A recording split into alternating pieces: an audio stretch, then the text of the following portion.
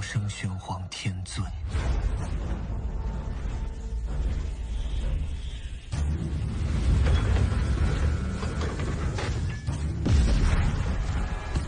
Berjumpa lagi dengan Albara. Kita lanjutkan cerita Lord of the Mysteries. Jangan lupa share, like, komen, dan subscribe. Lord of the Mysteries bab 306, Uskup Raksasa. Malam harinya, Klein duduk di kursi malas di ruang kegiatannya. Dihangatkan oleh perapian, ia membaca informasi yang baru saja disampaikan asisten Isengar. Begitu idenya dipuji oleh detektif hebat di pagi hari, Kaslana langsung mengklaim bahwa ia membutuhkan informasi yang sama. Stuart bergumam bahwa ia yakin Klein adalah detektif yang hebat, mengingat ketenangan dan ketegasannya saat menangani kasus Adol, tetapi ia tidak menyangka Klein akan sehebat itu. Pada saat yang sama, ia memberitahu Klein bahwa jika ia butuh bantuan, ia bisa menemukannya. Ia kenal banyak orang di lingkaran detektif di Beklun. Isengard Stanton juga berjanji untuk segera menghubungi polisi dan mencoba memberikan informasi terkait kepada detektif yang membutuhkannya sebelum malam tiba. Dia benar-benar sangat dapat dipercaya. Di klub tarot berikutnya, aku harus bertanya kepada Little Sun melalui The World tentang karakteristik iblis urutan 6 dan kekuatan apa yang dimiliki para Beyonder dari urutan ini. Aku tidak berencana untuk melibatkan diri sebelumnya, jadi aku lupa mengumpulkan informasi yang sesuai. Namun, karena aku sudah memutuskan untuk membantu, lebih baik bersiap. Setidaknya, aku akan tahu apa yang terjadi ketika bahaya muncul. Klein berpikir sejenak, lalu ia menundukkan kepalanya dan, di bawah cahaya lampu gas, mulai menelusuri pembunuhan berantai yang belum terpecahkan dalam 20 tahun terakhir Kerajaan Lon. Jumlahnya lebih sedikit dari yang ia duga. Totalnya ada 4 di Beklun, 5 di kota lainnya, totalnya 9. Ya, meskipun dunia ini belum memiliki konsep DNA dan belum memiliki banyak keterampilan detektif yang diperlukan, dengan dorongan dari Kaisar, sudah ada bentuk dasar investigasi sidik jari. Selain itu, ada mediumship, ramalan, entry mimpi, dan metode Beyonder lainnya. Polisi biasanya tidak akan mencari tim Beyonder dari 3 gereja besar untuk kasus pembunuhan individu yang tidak melibatkan bangsawan, orang kaya, atau pejabat. Namun, seorang pembunuh berantai memiliki dampak yang sangat negatif. Ia mudah menimbulkan kepanikan, jadi mereka pasti akan membuat pilihan yang paling bijaksana. Dengan demikian, hanya memiliki beberapa pembunuhan berantai yang belum terpecahkan dalam 20 tahun terakhir adalah hal yang masuk akal dan logis. Klein segera memahami alasannya. Dia mengumpulkan pikirannya dan mulai membolak-balik kotak-kotak itu, satu demi satu. Karena tidak memiliki informasi yang cukup untuk melakukan ramalan, ia awalnya memilih 2 pembunuhan berantai yang mungkin terkait dengan insiden saat ini dan bermaksud menggunakannya sebagai titik awal. Satu kasus terjadi 4 tahun lalu. Ada 5 korban, semuanya pekerja seks komersial lajang dengan seorang anak. Mereka telah dianiaya sebelum meninggal, tetapi tidak ada bukti hubungan seksual.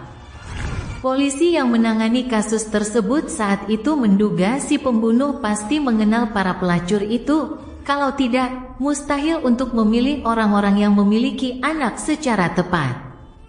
Mereka telah mengidentifikasi para tersangka dari orang-orang yang tinggal di sekitar dan dari pelanggan tetap beberapa pelacur tersebut, tetapi pada akhirnya, mereka gagal menemukan pembunuh yang sebenarnya.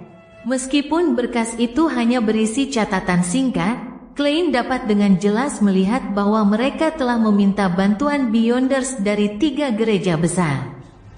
Sayangnya, mereka masih belum berhasil memecahkan kasus tersebut. Dengan kekuatan Beyonder dari Abyss, Kemampuan untuk mengetahui tanda-tanda bahwa seorang wanita pernah menjadi seorang degeneratif tidak bertentangan dengan hukum mistisisme. Hal yang sama berlaku untuk mengenali seseorang sebagai pelacur, tetapi tidak masuk akal jika mereka tahu bahwa wanita itu lajang dan hanya memiliki satu anak. Polisi benar. Apa masalahnya? Pembunuh yang sebenarnya seperti saya, mampu menolak mimpi, ramalan, medium, dan menghindari investigasi dari mid-sequence night talk dan beyonder mandated punisher. Mungkin saja, meskipun gereja tidak kekurangan informasi tentang pembunuh berantai. Si pembunuh mungkin saja memiliki beberapa pertemuan yang tidak disengaja. Klein menemukan beberapa masalah dari sudut pandangnya sendiri. Saya menganalisis mereka dengan menjadi bagian dari jenis mereka. Saya benar-benar tidak gagal memenuhi nama Moriarty. Dia memberikan komentar yang merendahkan diri dan memutuskan bahwa target pertama tetaplah 4 orang dari Backlund. Ya, saya akan meminta Pak Stanton untuk mengonfirmasi alamat dan kondisi terkini para tersangka melalui polisi, dan saya akan meminta Stuart untuk meminta bantuan orang lain. Dengan begitu, saya tidak akan muncul secara langsung, agar tidak bertemu dengan beyonder resmi. Setelah situasinya diklarifikasi, saya bisa mengumpulkan barang-barang milik para tersangka dan memindahkannya ke atas kabut abu-abu untuk membuat deduksi metafisik. Klein segera menyusun rencana. Kasus kedua terjadi 11 tahun yang lalu. 4 kasus mayat terpotong-potong terjadi secara berurutan. Awalnya, kasus-kasus ini dianggap sebagai kasus terpisah hingga polisi mulai curiga dengan cara penanganan mayat-mayat tersebut. Baru kemudian dipastikan bahwa ini adalah kasus pembunuhan berantai. Para korban adalah pria dan wanita yang bekerja hingga larut malam sebelum pulang ke rumah. Mereka tidak dirampok, dan tidak ada hubungan keluarga di antara mereka. Karena penundaan, waktu yang sangat berharga ketika kejahatan pertama kali dilakukan, kasus tersebut gagal menghasilkan petunjuk apapun yang mengarah pada tersangka. Ini masalah yang disebabkan oleh penanganan kasus yang salah. Jika mereka segera menerima bantuan dari seorang medium roh, arwah almarhum bahkan mungkin berkumpul di sekitar si pembunuh. Tentu saja, arwah itu juga mungkin dibunuh oleh si pembunuh, seperti kasus ini.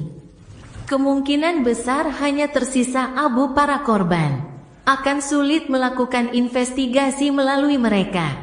Klein menggosok pelipisnya, dan ketika ia melihat hari sudah malam, ia berhenti memikirkan kasus itu dan bangkit dari kursi malasnya untuk meninggalkan jalan Mins. Dia ada sesuatu yang harus dilakukan malam itu. Dia ingin pergi ke area selatan jembatan, ke gereja Harvest di Jalan Ross, untuk menemui Uskup Utravsky dalam upaya mendapatkan formula apoteker. Dia sudah meramal untuk melihat apakah itu berbahaya atau tidak. Bagi Klein, memiliki seorang apoteker sebagai bawahan sangatlah membantu. Ia bisa terluka atau jatuh sakit. Ia bisa saja bertemu musuh yang bisa menyakitinya, dan seorang apoteker yang bisa ia temui kapan saja akan menjadi seseorang yang bisa ia andalkan. Setelah memutar ke Eastborough, Klein menyamar dan naik metro uap untuk menyeberangi Sungai Tusok dan tiba di distrik selatan jembatan. Sepanjang perjalanan, kegelapan di sepanjang jalur metro dan lampu gas yang sesuai membentuk pemandangan yang tak terlupakan. Saat berada di kereta umum, Klein tiba di Ross Street dan menemukan gereja Harvest kecil yang mudah dikenali. Katedral emas itu memiliki menara yang lebih mencolok dan lambang suci kehidupan terukir di dinding luarnya. Ia digambarkan sebagai bayi yang dikelilingi simbol gandum, bunga, dan mata air. Ia tampak menonjol dari bangunan-bangunan di sekitarnya. Saat itu, lampu di katedral redup dan tak ada seorang pun umat di dalamnya. Klein menyelinap masuk dari samping, dengan hati-hati menepuk wajahnya dengan cat daripada hanya mengandalkan kemampuannya menciptakan ilusi. Di aula katedral, deretan bangku-bangku tertata rapi. Tepat di bagian atas, di bagian depan, terdapat lambang suci kehidupan yang besar. Lilin-lilin dinyalakan di kedua sisinya. Seorang pria jangkung berusia 40-an atau 50-an yang mengenakan pakaian pendeta berwarna coklat duduk di bangku depan. Hanya dengan duduk di sana, dia seperti gunung kecil yang memancarkan perasaan yang sangat menyesakkan. Pria itu mengenakan topi uskup dan alisnya tipis dan tipis. Ada kerutan yang jelas di sudut matanya, pipinya, dan sudut mulutnya. Matanya terpejam rapat, tangannya tergenggam saat ia menekannya ke dagu, seolah-olah sedang melakukan pengakuan dosa yang paling saleh. Tiba-tiba dia membuka matanya, memperlihatkan sepetak warna biru muda. Gereja induk tidak akan menolak siapapun. Kenapa kau tidak masuk lewat pintu utama? Pria berusia 40 hingga 50 tahun itu tidak mengangkat kepalanya saat berbicara dengan suara rendah dan lembut. Apakah Anda Uskup Utravsky? Klein berjalan keluar dari bayangan. Pria jangkung berjubah uskup coklat itu menjawab dengan lembut, "Saya lebih suka dipanggil Romo." "Romo Utravsky, baiklah, Yang Mulia." Klein sengaja tertawa. "Nama dan tinggi badanmu menunjukkan bahwa kau berasal dari Vesak. Kenapa kau percaya pada Ibu Pertiwi?" Uskup Utravsky mengangkat kepalanya sedikit, menatap lambang suci kehidupan di depannya, dan berkata dengan penuh emosi, "Saya lahir di pesisir Mitsisha, Indal. Saya seorang pria yang bersemangat tentang pertempuran dan pembunuhan. Indo, dia benar-benar dari Kekaisaran Vesak." Klein mengangguk tanpa sadar. Mitsisha adalah perbatasan alami antara Lon, Intis, dan Vesak. Pantai timur milik Lon, sebagian besar pantai barat milik Intis, dan di utara terdapat kota-kota pelabuhan terkenal Kekaisaran Vesak seperti Indau. Selain itu, Mitsisha menyebar ke timur laut, menembus wilayah Kekaisaran Vesak dan terhubung dengan Laut Utara. Terdapat banyak pulau di bagian laut tersebut yang menjadi habitat beruang kutub dan singa laut. Berburu beruang kutub dan singa laut merupakan festival tradisional bagi warga Vesak. Tepat ketika pikirannya mulai sedikit mengembara, Uskup Utravsky terus menatap ke depan dan berkata, "Saya melakukan kejahatan serius dan melarikan diri ke Laut Sonia di mana saya menjadi bajak laut yang kejam. Saya cukup beruntung bertemu dengan seorang misionaris Ibu Pertiwi sebelum saya jatuh ke neraka jiwa yang sesungguhnya. Setelah hari itu, aku memahami nilai kehidupan, memahami pesona semua makhluk hidup, dan mendapatkan kebahagiaan yang murni berasal dari kehidupan itu sendiri. Aku bersumpah di hadapan lambang suci Ibu Pertiwi bahwa aku akan menyebarkan keyakinannya di negara-negara lain untuk menebus masa laluku yang berdarah. Jadi, disinilah aku datang ke sini." Di tengah suaranya yang tenang dan emosional, Uskup Utravsky berdiri. Tingginya lebih dari 2,2 meter, dan tubuhnya tegap. Jubahnya ketat, dan ia tampak seperti raksasa dari legenda yang muncul kembali di benua utara. Raksasa sungguhan tingginya 3 hingga 5 meter, dengan satu mata vertikal. Warga Kekaisaran Vesak umumnya tinggi. Tidak mengherankan bahwa mereka selalu mengaku sebagai sisa-sisa raksasa, percaya bahwa mereka memiliki darah raksasa. Klein harus mengangkat lehernya untuk melihat wajah pendeta itu. "Apa yang kau lakukan di sini?" tanya Uskup Utravsky sambil menundukkan kepalanya. "Kudengar kau punya permintaan dan hadiahnya adalah formula apoteker." Klein, yang telah mengenakan penyamaran, langsung ke intinya.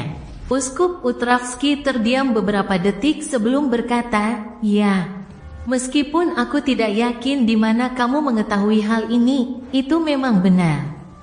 Lalu, tugas apa itu? Tanya Klein sambil tersenyum. Utravsky mengamatinya dengan serius sejenak sebelum berkata, aku rasa kau tidak bisa memenuhi permintaanku. Mungkin aku bisa, aku perlu tahu detailnya sebelum bisa melakukan evaluasi. Klein mengerutkan kening. Utravsky berdiri di sana seperti pilar raksasa. Setelah beberapa detik, ia berkata, permintaanku adalah... Pada titik ini, dia menutup matanya dan berkata, bunuh aku. Lord of the Mysteries bab 307, Paladin Fajar. Membunuhmu, ini pertama kalinya Klein mendengar permintaan seperti itu, dan untuk sesaat, ia bingung harus menjawab apa. Dia bahkan mulai curiga kalau ada konspirasi. Uskup Utravsky membuka matanya dan menatap Klein. Bunuh aku yang dulu, ayah. Bisakah ayah tidak berlama-lama berdiam diri saat berbicara? Mulut Klein berkedut saat ia bertanya dengan bingung. Bahkan dalam legenda dan mitos, tak seorang pun bisa kembali ke masa lalu.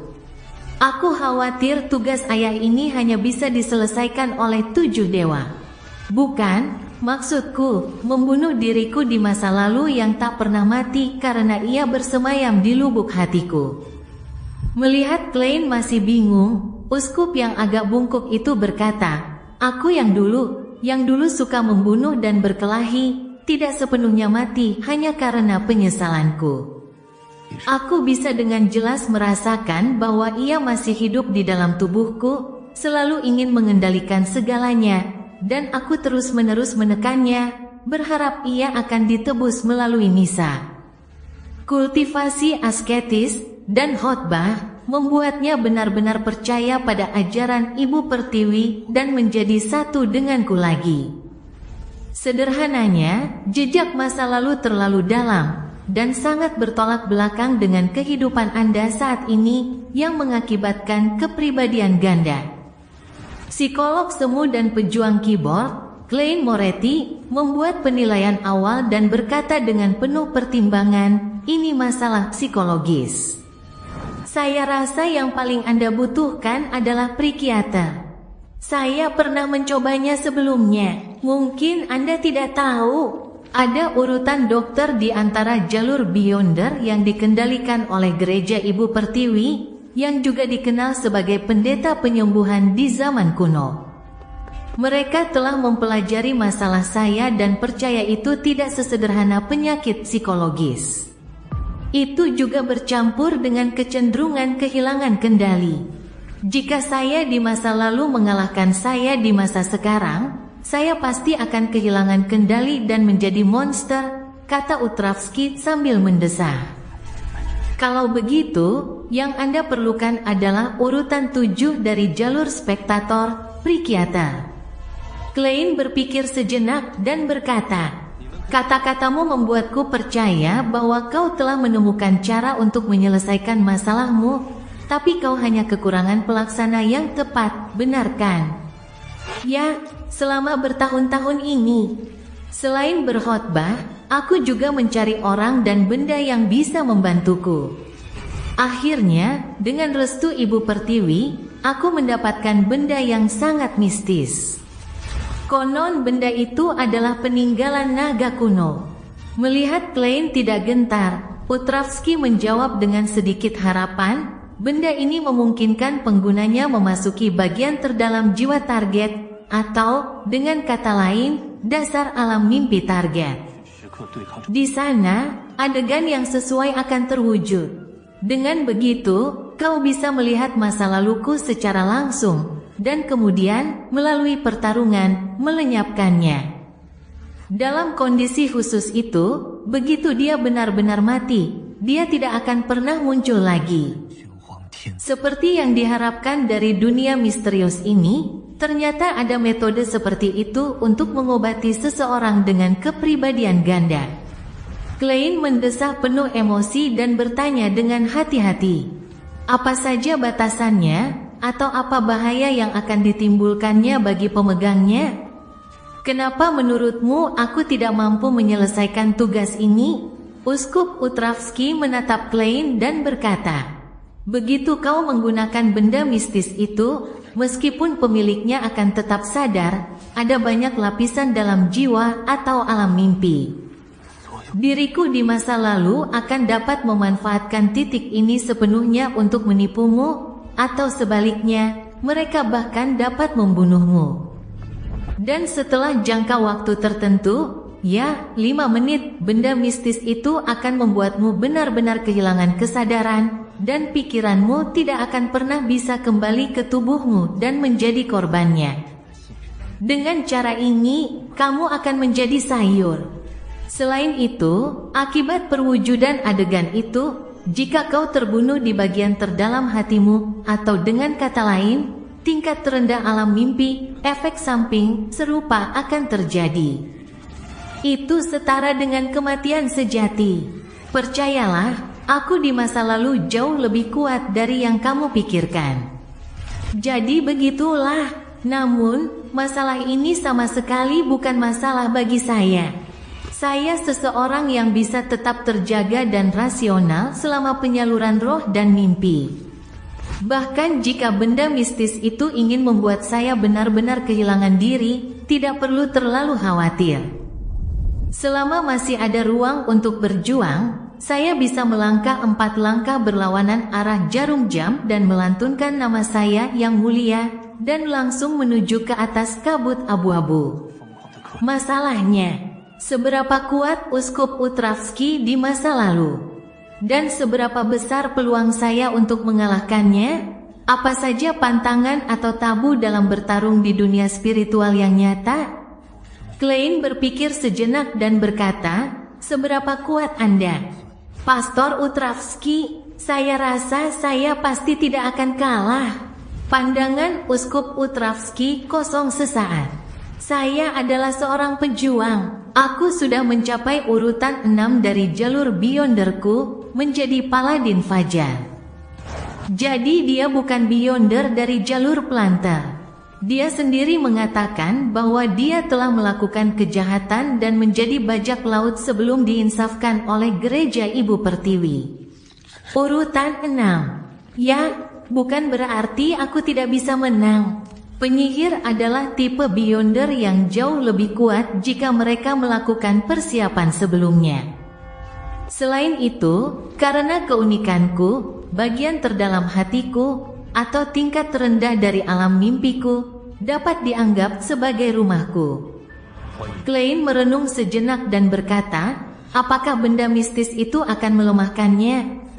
Ya, tapi itu masih wilayah aktivitas utamanya, jadi pelemahannya tidak akan terlalu besar. Paling banter, seolah-olah dia sudah bertempur dalam pertempuran sengit. Utravsky mengenang upaya-upayanya sebelumnya. Itu hanya meningkatkan peluangku. Klein melanjutkan, apakah ada hal yang perlu aku perhatikan di lingkungan khusus itu? Layaknya pertarungan sungguhan, serangan yang efektif selalu efektif, ilusi tetaplah ilusi. Tetapi satu hal yang perlu diperhatikan.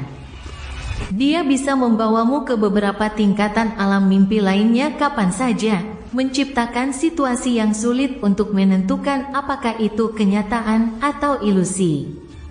Uskup Utravsky menekankan, jadi, kau harus setidaknya berada di urutan 6, atau urutan 7 khusus lainnya untuk dapat menyelesaikan misi ini, dan risikonya tidak sepele. Heh, jika aku tidak bersumpah demi artefak suci Ibu Pertiwi bahwa aku tidak akan meminta bantuan gereja sebelum misionarisku berhasil, segalanya tidak akan sesulit ini. Jadi begitulah, aku tidak takut pada mimpi. Sudut mulut Klein melengkung ke atas.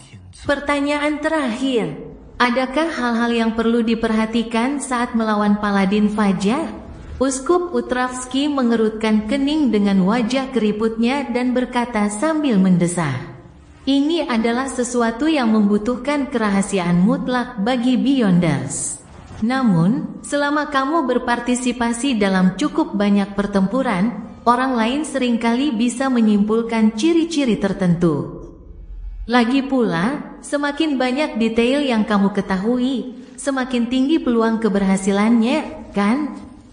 Ya, jawab Klein terus terang sambil mengangguk. Dengan nada mengingatkan, Uskup Utravski berkata, seorang paladin fajar memiliki kekuatan yang setara dengan raksasa, yang memungkinkan area dalam radius 40-50 meter bermandikan cahaya fajar. Cahaya tersebut tidak hanya dapat menghilangkan ilusi, tetapi juga memiliki kemampuan khusus untuk mengusir hantu dan roh jahat, dan bahkan dapat melemahkan roh jahat. Mereka bisa menyulap daun armor di sekujur tubuh mereka, yang setara dengan armor seluruh tubuh yang ditempa khusus, yang tidak berbobot atau menghambat gerakan mereka sama sekali. Jika hancur, pemulihannya akan membutuhkan waktu tertentu. Dia juga bisa menggunakan berbagai senjata. Senjata terkuatnya adalah rapier 2 tangan.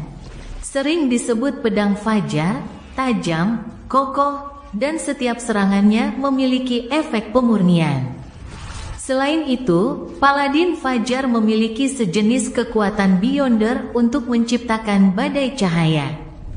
Kekuatan itu dapat langsung menghancurkan tubuh seseorang, melenyapkan hantu, dan melukai roh jahat. Kekuatan Beyonder memang tidak banyak, tapi mereka musuh alami saya. Mereka punya kekuatan serangan dan pertahanan yang tinggi, dan mereka tidak takut ilusi. Satu-satunya kabar baik adalah, selain untuk menghadapi hantu dan makhluk halus, tingkat misteri seorang paladin fajar sangat rendah. Klein mendengarkan sambil membayangkan situasi pertempuran, mencari cara paling ampuh untuk menghadapi seorang paladin fajar.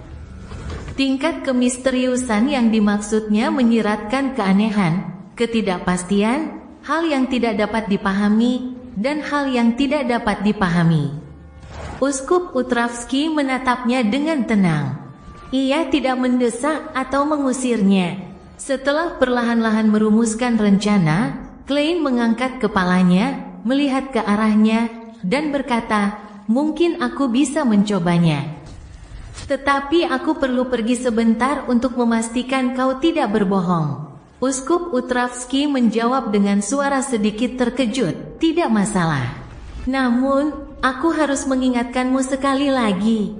Meskipun aku tidak tahu dari mana asal kepercayaan dirimu, jangan remehkan aku yang dulu. Dia sangat terampil dalam pertempuran. Aku tak akan main-main dengan hidupku." Klein menekankan tangannya ke dada, membungkuk, lalu melangkah keluar dari gereja panen. Ia menemukan tempat terpencil dan segera pergi ke atas kabut kelabu untuk meramal. Setelah mendapat jawaban bahwa ada bahaya tertentu, tetapi pada tingkat yang dapat ditoleransi, ia segera kembali ke dunia nyata. Dari awal hingga akhir, ia hanya membutuhkan waktu sekitar 10 hingga 20 detik di atas kabut kelabu. Setelah itu, Klein kembali ke gereja Harvest dan berkata kepada Uskup Utravski, yang berdiri di tempat asalnya, "Saya akan menerima tugas ini." Uskup Utravski menatapnya dengan saksama sebelum berkata perlahan, "Jika kau berhasil, aku tidak hanya akan memberimu formula apoteker, tetapi aku juga akan memberimu benda mistis tanpa banyak efek samping negatif." Klein terkejut pada awalnya, lalu dengan tulus memuji, "Ayah, Anda sungguh orang yang murah hati." Uskup Utravski tak berkata apa-apa lagi. Ia mengambil lilin aneh dari saku tersembunyi di balik tunik pendeta coklatnya. Lapisan luar lilin pendek itu tampak terbungkus lapisan kulit manusia, tetapi ada juga beberapa benjolan di atasnya. Sumbunya kira-kira sepanjang ruas jari dan seluruhnya berwarna hitam, ditutupi pola-pola kecil seperti sisik yang rapat. "Nyalakanlah dengan spiritualitasmu." Utravski menyerahkan lilin kecil yang aneh itu kepada Klein. Alih-alih mengikuti instruksinya, Klein mengeluarkan sekotak korek api, mengambil beberapa batang korek api, dan memasukkannya ke dalam saku celana. Ia menyalakan dan meniup beberapa batang korek api lainnya sebelum melemparkannya ke berbagai sudut katedral. Kemudian, ia mengatur posisi patung-patung kertas, uang kertas, potongan kertas panjang, peluit tembaga azik, dan berbagai jimat. Ini adalah persiapan untuk skenario terburuk yang dapat dibayangkannya. Setelah semua ini selesai, Klein menjentikkan jarinya, menyebabkan munculnya api spiritualitas berwarna biru. Mendesis, dia memegang api dekat bagian atas lilin kecil dan memperhatikan sumbu hitam menyala. Tampaknya tidak ada yang berubah, tetapi Klein sangat sadar bahwa ia telah memasuki dunia pikiran. Tepat di depannya, ia melihat Uskup Utravsky masih berdiri di tempatnya semula. Tubuhnya yang tegap, yang tingginya lebih dari 2,2 meter, memancarkan aura tertindas. Uskup yang bertobat itu menatapnya, otot-otot wajahnya menegang. Setelah itu, ekspresinya berubah menjadi sangat garang. Segera setelah itu, Klein menyadari bahwa cahaya dan bayangan di sekitarnya berubah dengan cepat, dan ia merasa seperti sedang mengalami pertempuran sungguhan yang intens. Ayah, di akhir pertempuran, Uskup Utravsky jatuh tersungkur ke tanah. Darah mengucur deras dari tubuhnya yang terengah-engah. Mulut Klein berkedut saat ia melihat pemandangan di hadapannya dengan pikiran jernih. Ia merenung dalam diam. Sungguh penampilan yang profesional. Namun aku tahu ini hanyalah mimpi di dalam mimpi. Lord of the Mysteries bab 308, penyihir yang siap.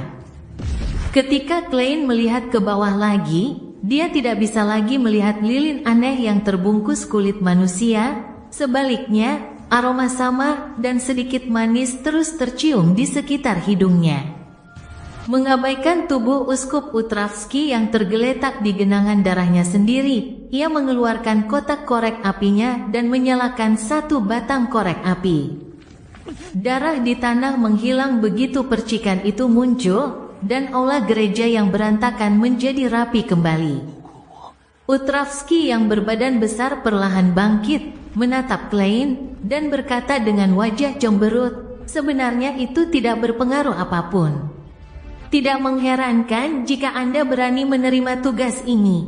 Tapi, ini kemalanganmu. Aku sebenarnya tidak ingin membunuhmu." Saat ia berbicara, cahaya lilin di kedua sisi katedral mulai berkedip-kedip dengan jelas.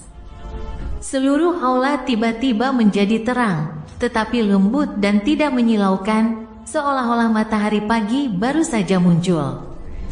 Roh tak kasat mata itu segera lenyap, dan Klein, tanpa sepatah kata pun, melempar korek api, melenturkan pipinya, dan menirukan suatu suara. Bang! Sebuah peluru udara tak kasat mata melesat keluar dan menghantam dada Uskup Utravsky dengan keras, menimbulkan suara yang menggelegar. Namun, Uskup raksasa itu pernah mengenakan seperangkat zirah perak yang menutupi seluruh tubuhnya. Zirah itu terdiri dari sarung tangan, pelindung dada, dan helm. Pada saat itu, retakan seperti jaring laba-laba muncul di logam perak di dadanya, tetapi tidak hancur total. Bahkan mulai pulih perlahan. Dah, Klein mengeluarkan serangkaian suara, menciptakan dua peluru udara yang meluncur satu demi satu, mengarahkannya ke dada musuh dalam upaya untuk menghancurkan pertahanan musuh sepenuhnya dengan rentetan serangan terus-menerus. Namun, ia melihat di tangan Uskup Utravsky terdapat rapier yang berat dan lebar, tampak seperti terbuat dari cahaya. Dengan menggunakannya, ia dengan cekatan menangkis dua peluru udara, menghasilkan dua suara yang hampir mustahil dibedakan. Berderak, Utravsky melangkah maju, dan katedral tampak berguncang. Pada saat yang sama, rapier dua tangannya menebas Klein dengan gerakan yang seolah-olah akan menghancurkan bangunan itu. Sebelum pedang itu tiba, angin yang dibawanya hampir menyebabkan Klein kehilangan keseimbangan.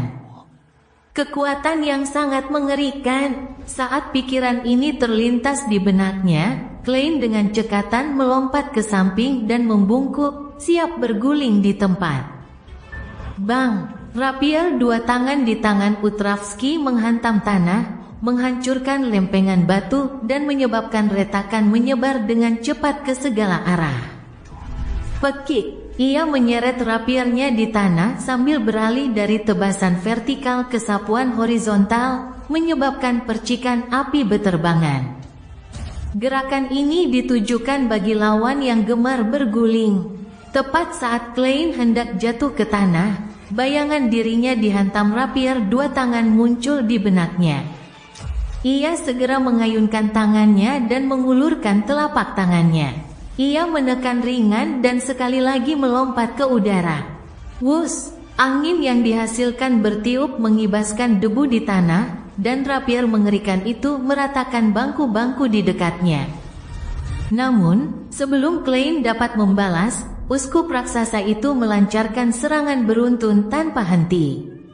1 serangan, 2 serangan, 3 serangan, 5 serangan, 6 serangan, 7 serangan.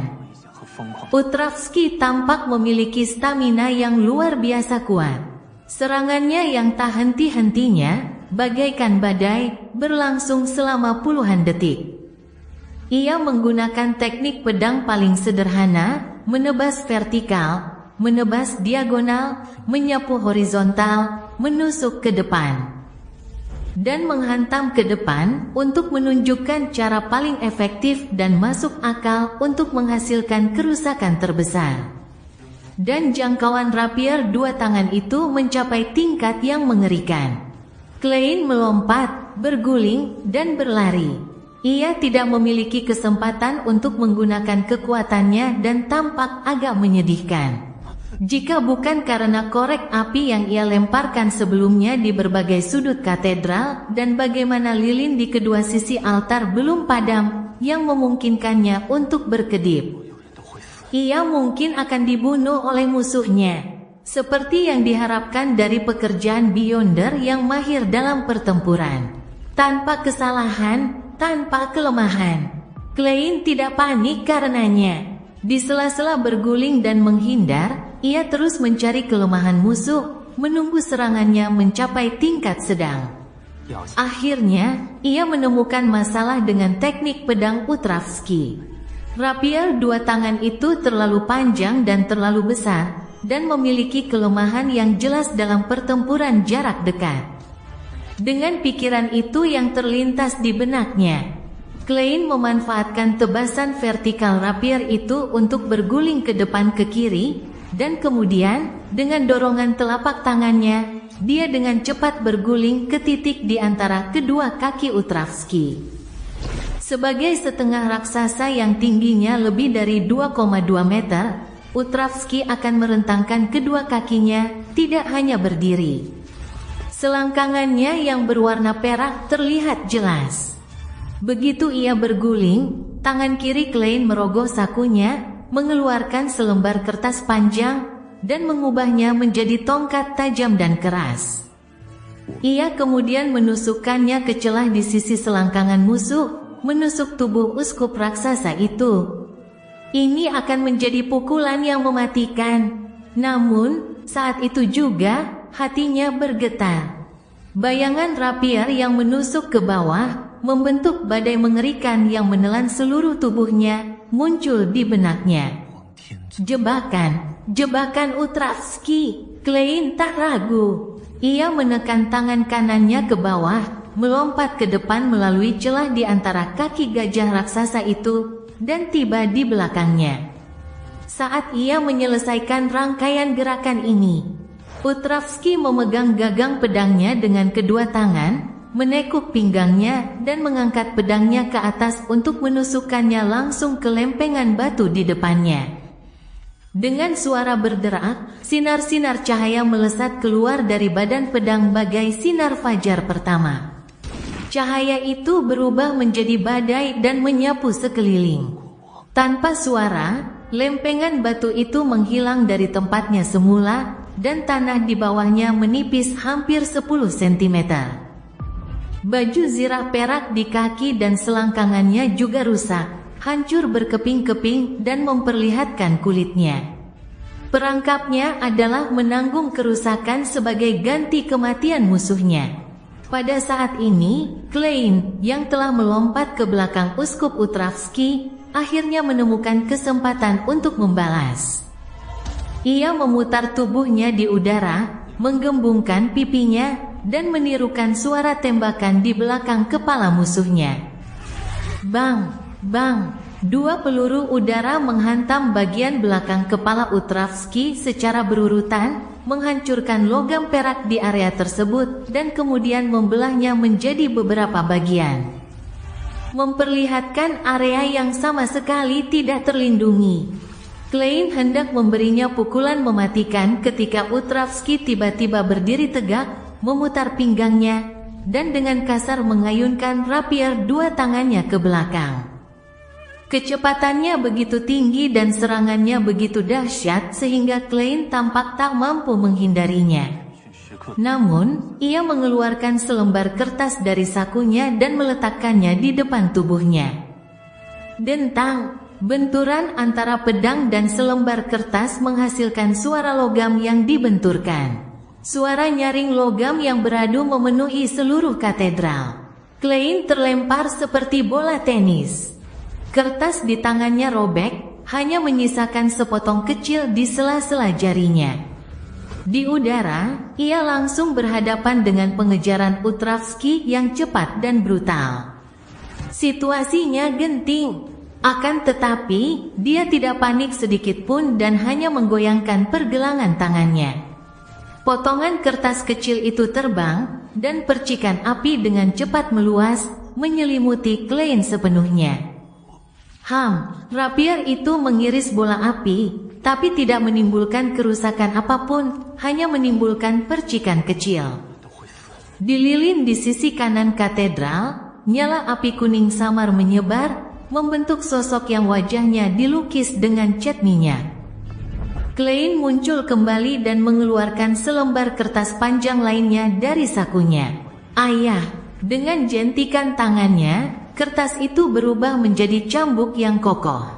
Permukaan cambuk itu bahkan terbakar dengan api merah menyala. Klein menyerang uskup raksasa itu dari kejauhan. Akan tetapi, senjatanya cepat hancur akibat serangan rapier dua tangan. Dan itulah tujuan Klein. Dengan jentikan jarinya, ia menyemburkan api dari tanah, menghalangi Utravski dan membakar kakinya yang tak terlindungi.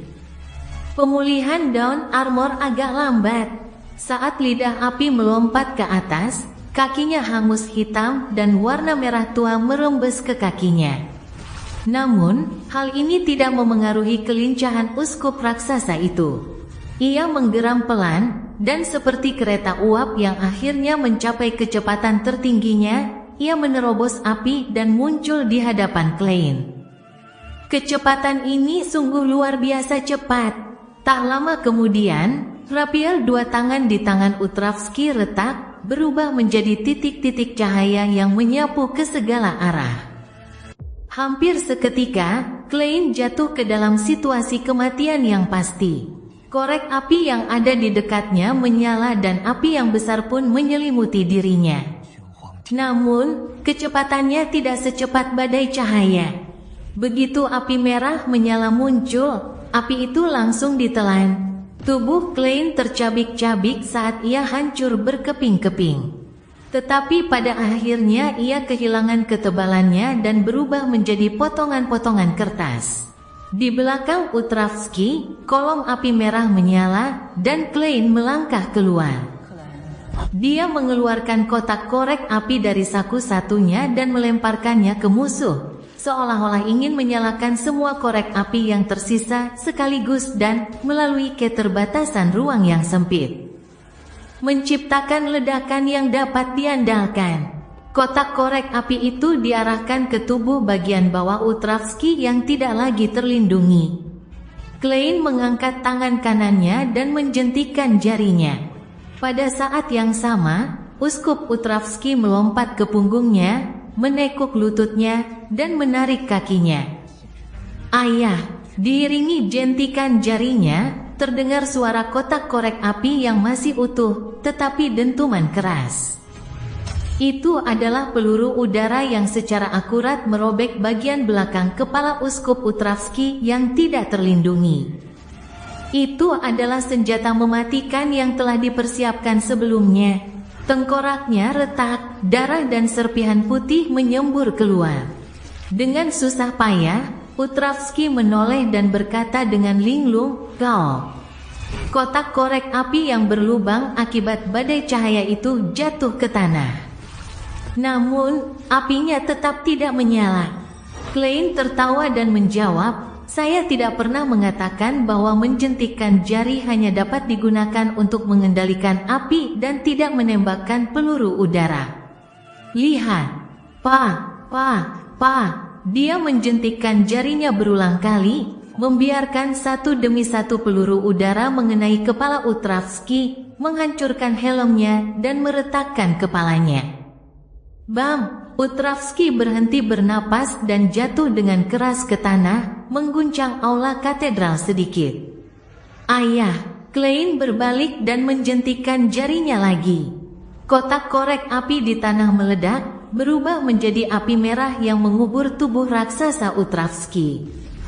Klein tidak berusaha merasakan keberadaan lilin tersebut, tetapi sebaliknya ia mengandalkan kejernihan pikirannya sendiri untuk memaksa dirinya keluar dari level terendah pikirannya. Di belakangnya, mayat itu terbungkus api merah saat dunia di sekitarnya hancur sedikit demi sedikit. Lord of the Mysteries bab 309, memilih satu dari dua. Perasaan ilusi itu berlalu, dan Klein melihat lilin aneh di tangannya lagi, bersama sumbu hitam dan nyala api putih pucat. Kerusakan yang dialami Paladin Fajar, tanah yang hancur, bangku-bangku yang patah, dan lilin-lilin yang teriris, telah pulih seperti sebelum pertempuran. Sulit untuk memastikan di mana letak kerusakannya. Pada suatu saat, Uskup Utravski, yang berdiri di hadapannya, telah duduk di bangku depan, punggungnya membungkuk ke depan dan kepalanya terbenam di antara kedua tangannya. Kedua tangannya ditekan ke pelipis. Menetes, keringat menetes di wajahnya dan menyebar dari kakinya. Tanah sudah benar-benar basah. Ketika dia merasakan lilin aneh itu telah dipadamkan oleh Klein, dia bergidik dan mengangkat kepalanya untuk menatap mata Klein. Matanya yang agak keruh dipenuhi air mata, dan wajahnya yang keriput dipenuhi air mata. Namun, matanya dipenuhi dengan emosi, kegembiraan, dan kejelasan. Jika dahulu dikatakan bahwa uskup raksasa ini tampak tinggi dan berat, maka yang tersisa darinya kini hanyalah berat badannya, tanpa berat jiwanya. Pada saat ini, Klein merasa seperti sedang melihat bayi yang baru lahir. Air mata itu adalah bukti kehidupan baru. Sudut mulut Utravski sedikit melengkung saat dia tersenyum ramah. "Kamu jauh lebih baik dari yang aku duga." "Tidak, ini karena aku sudah mendapatkan pemahaman yang cukup sebelumnya dan melakukan persiapan yang tepat. Sedangkan dirimu yang dulu, bukan hanya tidak yakin dengan kekuatan lawanmu, kau juga sangat lemah. Jika aku melawanmu di dunia nyata, aku akan memikirkan cara untuk melarikan diri," jawab Klein dengan tenang. Pesulap yang sudah siap dan pesulap yang belum siap adalah konsep yang sangat berbeda. Ia menambahkan dalam hati, Uskup Utravski tidak berkutat pada masalah ini. Dengan perasaan lega dari ujung kepala hingga ujung kaki, ia berkata, "Terima kasih, sahabatku. Sesuai kesepakatan kita, aku akan memberimu formula apoteker. Aku juga akan memberimu benda mistis tambahan." Selagi dia berbicara, dari sakunya, dia mengeluarkan sesuatu yang tampak seperti kombinasi jarum, tabung, dan wadah. "Kau punya dua pilihan. Ini salah satu dari dua pilihan yang kau punya. Saat aku mendapatkannya, Aku tidak tahu namanya, dan aku juga tidak pernah terpikir untuk menamainya. Kau bisa menggunakannya untuk mengambil darah dari tabung darahmu sendiri. Di saat kritis, kau bisa mentransfusikannya kembali ke dalam tubuhmu. Dengan begitu, rasa lelahmu akan hilang. Penyakit dan cederamu akan berkurang, dan kekuatan, kecepatan, keseimbangan, serta atribut lainnya akan meningkat pesat. Uskup Utravsky menunjuk benda di tangannya. Bagaimana dengan keterbatasan dan bahaya latennya? Tanya Klein rasional. Utravsky mengamati pola-pola misterius pada jarum dan tabung tersebut, lalu menjelaskan secara rinci. Setelah mengambil darah dari tabung, Anda akan melemah selama 12 jam penuh, dan selama 12 jam tersebut, transfusi darah kembali ke dalam tubuh Anda tidak akan berpengaruh apapun. Tentu saja, batas waktu spesifiknya tidak terlalu tepat. Batas waktu tersebut bertambah atau berkurang sesuai kondisi tubuh Anda. Selain itu, sebaiknya jangan terlalu sering menggunakannya, tidak lebih dari seminggu sekali. Jika tidak, transfusi darah tidak hanya akan memberi Anda kekuatan, tetapi juga akan membuat Anda kehilangan rasionalitas untuk sementara waktu, dan periode singkat ketika darah Anda diambil dan melemah akan menjadi ciri khas Anda. Selain itu, ada juga masalah. Kalau kamu membawanya lebih dari setengah jam, kamu akan jadi agak neurotik. Untungnya, Uskup Utravsky belum pernah mengambil darahnya. Kalau tidak, jika dia di masa lalu bisa mentransfusikan darahnya, peluangku untuk menang pasti sangat kecil. Itulah pikiran pertama yang terlintas di benak Klein. Dia mengerutkan kening dan agak khawatir dengan efek negatif benda mistis itu. Entah itu hilangnya rasionalitas sementara, kelemahan selama 12 jam, atau perubahan kondisi mental, semua ini adalah bahaya tersembunyi yang tampaknya tidak terlalu bermasalah. Namun, setelah menyaksikan Rampages dan mendengar ocehan dewa jahat, Klein percaya bahwa kondisi mental seorang Beyonder sangatlah penting. Jika kondisi mental seseorang tetap berada di titik nadir untuk waktu yang lama, atau jika sering terjadi anomali, hal itu akan dengan mudah menyebabkan fenomena kehilangan kendali. Hal ini sama saja bahkan jika seorang Beyonder telah menguasai metode aktingnya. Apa pilihan kedua? Tanya Klein setelah 2 detik terdiam. Uskup Utravsky mengeluarkan kunci kuningan sederhana dari saku lainnya dan tersenyum. Ini disebut kunci utama. Kunci ini bisa membantumu membuka kunci apapun yang tidak mengandung kekuatan mistis, serta sejumlah kecil kunci yang diperkuat dengan efek Beyonder. Dan di tempat tanpa kunci atau pintu, kunci ini bisa membuka lorong yang tidak nyata. Premisnya adalah tidak ada batasan oleh kekuatan Beyonder dan penghalangnya tidak terlalu tebal. Spiritualitasnya benar-benar terbatas. Saat tidak digunakan, Beyonders tidak dapat melihat perbedaan antara kunci ini dan kunci biasa.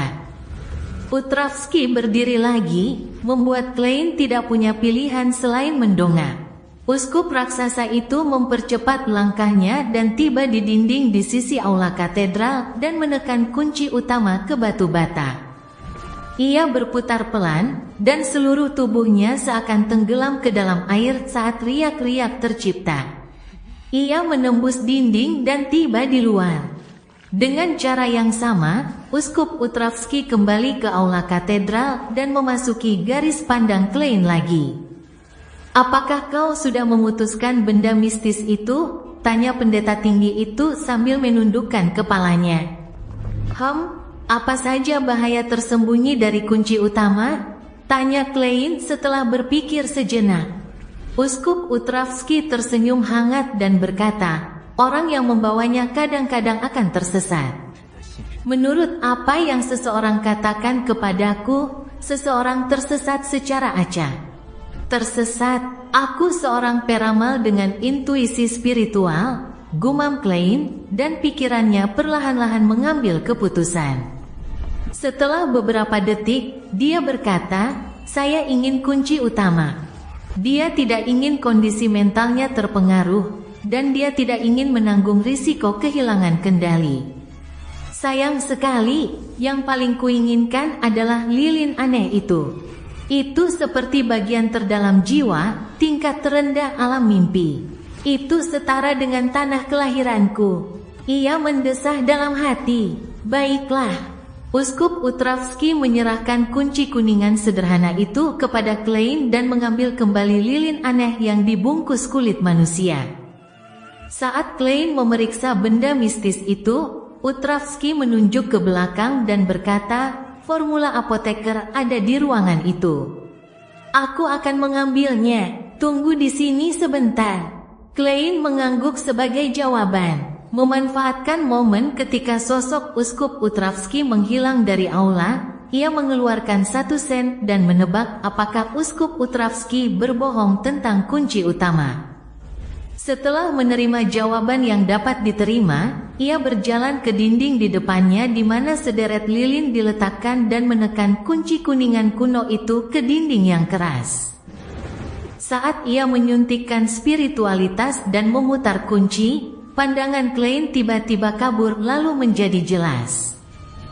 Saat itu, tak ada lagi lilin menyala yang memenuhi pandangannya, tak ada pula bangku-bangku gereja yang rapi dan dinding-dinding yang tegak. Yang ada hanyalah rumput kering dan tanah berlumpur yang dipenuhi sedikit sampah. Di sampingnya, jalan itu mengarah ke tempat lampu jalan gas berdiri. "Aku benar-benar keluar." Klein tersenyum, mengangguk, berbalik, dan sekali lagi menggunakan kunci utama untuk kembali ke aula katedral. Setelah menunggu lebih dari 10 detik, Utravsky masuk dengan langkah berat, sambil memegang gulungan perkamen kulit kambing berwarna coklat kekuningan. "Kau bisa mendapatkan penilaian untuk ini. Kalau ada masalah, kau selalu bisa menemuiku di gereja Harvest." Uskup raksasa itu menyerahkan formula apoteker itu kepada Klein. Bahan utama, tanduk unicorn terbang dewasa, 3 gram kristal racun ubur-ubur kerajaan. Klein menyapu pandangannya, tersenyum dan menjawab, "Saya akan memastikan keasliannya." "Misalnya, bayangkanlah di atas kabut kelabu," tambahnya dalam hati. Uskup Utravsky mengangguk pelan, dan tanpa berkata apa-apa lagi, ia berbalik dan berjalan menuju lambang suci kehidupan Ibu Pertiwi. Dia merentangkan kedua tangannya lebar-lebar dan bergumam dengan suara rendah, "Terima kasih, sumber kehidupan.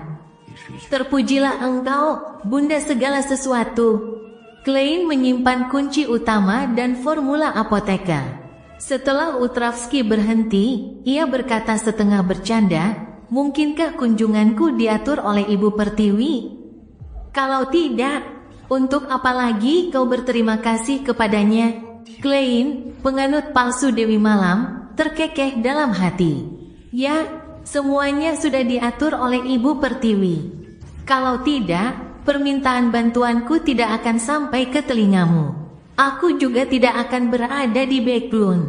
Aku juga tidak akan mendapatkan lilin teror mental ini," kata Beklun Utravsky dengan senyum lembut tanpa sedikit pun amarah. Logika orang percaya yang utuh dan konsisten, tetapi Klein tiba-tiba merasa mustahil untuk berkomunikasi dengannya. Ia menekankan tangannya ke dada, membungkuk, dan berkata, "Terima kasih atas kemurahan hatimu. Aku harus pergi sekarang." Ia menegakkan tubuhnya dan segera mundur. Ia lalu menghilang dengan cepat dari aula utama katedral dan dari Rose Street. 10 menit kemudian, dia melihat fasad emas gereja Harvest dari arah lain, dan dia tak dapat menahan diri untuk tidak menggerakkan mulutnya. "Aku tak bisa kembali tanpa ramalan," gumamnya dalam hati. Ia sungguh ingin dengan keras kepala mengandalkan kemampuannya sendiri untuk mengatasi kenyataan bahwa ia tersesat. Tetapi tangannya, yang lebih cepat daripada suaranya, telah mematahkan cabang-cabang pohon dan membuat tongkat pendeteksi air darurat. Dowsing Rod Seeking dapat digunakan untuk mencari orang, barang, dan arah. Kali ini, Klein dapat pulang tanpa insiden, dan dia bahkan mengonfirmasi keaslian formula dan bahaya laten dari Master Key. Pagi berikutnya adalah Minggu pagi. Setelah bangun tidur, Klein sarapan, mengambil pena dan kertas, lalu menulis surat kepada Isengard Stanton. Memintanya untuk meminta bantuan polisi guna mengonfirmasi status terkini beberapa tersangka kasus pembunuhan berantai 4 tahun lalu. Saat itu, targetnya adalah para pekerja seks komersial lajang yang memiliki anak. Setelah melipat surat itu dan memasukkannya ke dalam amplop, Klein menempelkan perangko hitam senilai 1 sen. Setelah mengenakan pakaiannya, ia mengambil topi dan tongkatnya, lalu berjalan keluar rumah untuk mengirimkan surat itu ke kotak surat di ujung jalan. Lalu, dia melihat Nyonya Stellin Seymour dan suaminya, Tuan Luke berpakaian rapi. Sebuah kereta sewaan berhenti di depan pintu mereka. "Selamat pagi. Kenapa kamu datang ke jamuan makan pagi-pagi sekali?" tanya Klein agak terkejut. Luke terkekeh dan berkata, "Ini bukan perjamuan sungguhan. Lebih seperti kita saling membantu." Nyonya Stellin mengangkat dagunya sedikit dan menambahkan, "Mary telah berhasil masuk ke Dewan Pencemaran Atmosfer Nasional. Akan ada pesta dansa besar malam ini, dan kita harus membantu terlebih dahulu." Keinginan Nyonya Mary telah terpenuhi. Mengesankan. Klein menghela napas dan berkata sambil tersenyum, "Sampaikan ucapan selamat saya kepada Nyonya Mary."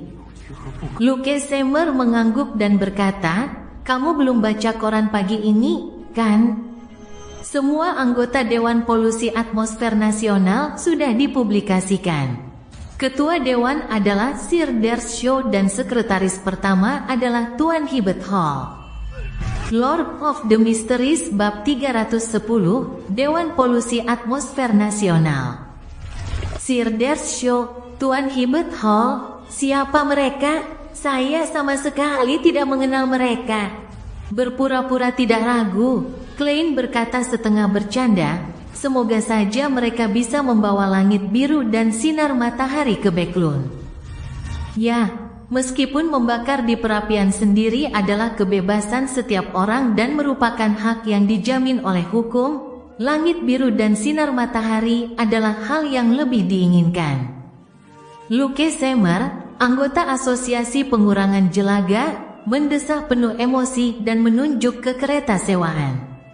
"Kita harus pergi. Mary sangat membutuhkan bantuan." Stellin Seymour menambahkan, berpura-pura menahan diri. "Mungkin ada anggota parlemen yang datang ke perjamuan itu, dari distrik Beklun atau dari kerajaan. Aku bisa membayangkan betapa megahnya perjamuan ini." Klein menyanjung dengan sopan dan memperhatikan keluarga Seymour naik ke kereta dan pergi. Saat ia berbalik menuju kantor pos di ujung jalan, seorang tukang pos berseragam hijau tua datang dengan kereta dan mengantarkan surat ke kotak suratnya. "Surat untukku." Klein mengeluarkan beberapa kunci dan dengan santai memilih kunci yang sederhana dan berwarna kuningan. Kaca, kunci utama dengan mudah membuka kotak surat itu. "Aku hanya perlu membawa kunci ini nanti." Klein bergumam sambil mengeluarkan koran-koran langganannya dan surat itu. Surat itu dari Isengard Stanton. Kemarin dia juga telah memeriksa kasus-kasus pembunuhan berantai lama yang belum terpecahkan dan telah memilih beberapa kasus yang paling mencurigakan.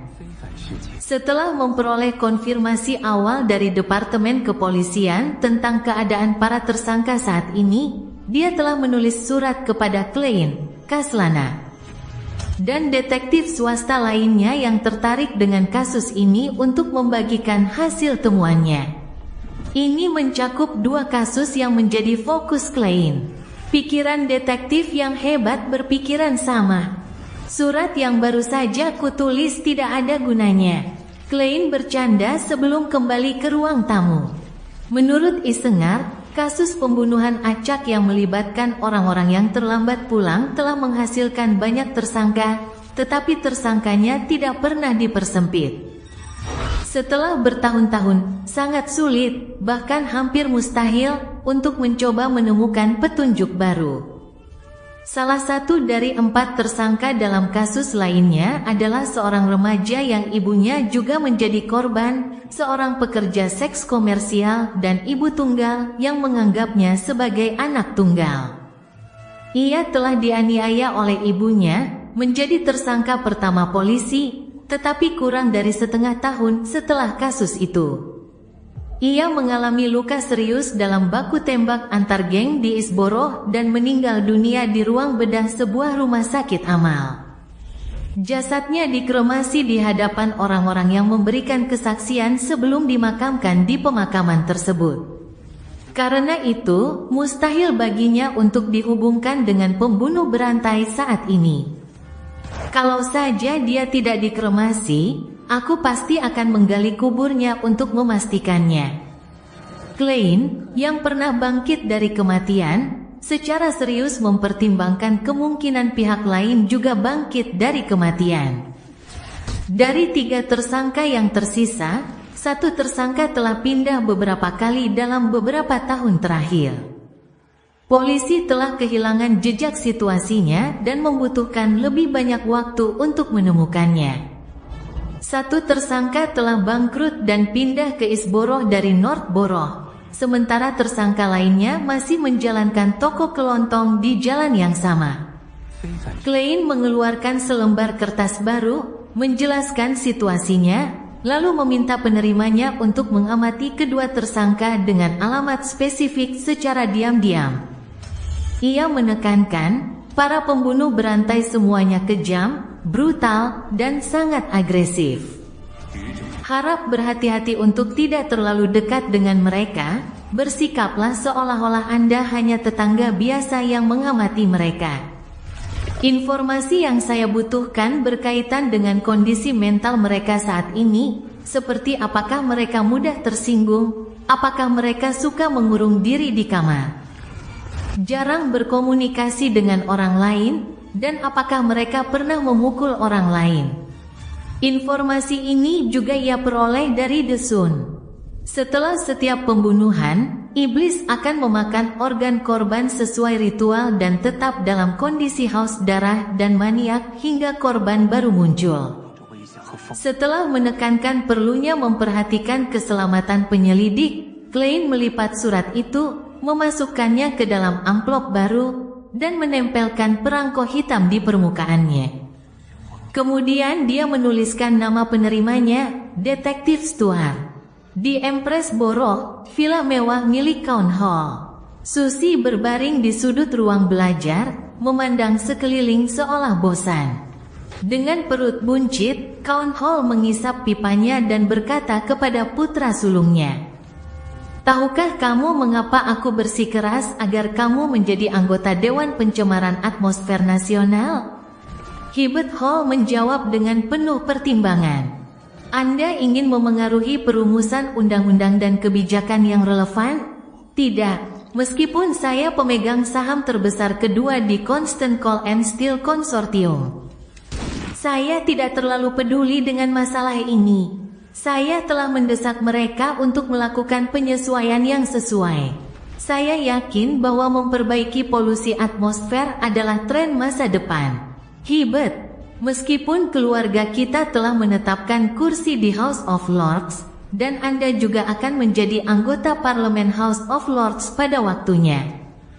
Mengapa beberapa bangsawan memiliki pengaruh lebih besar daripada yang lain padahal mereka semua adalah anggota Parlemen House of Lords?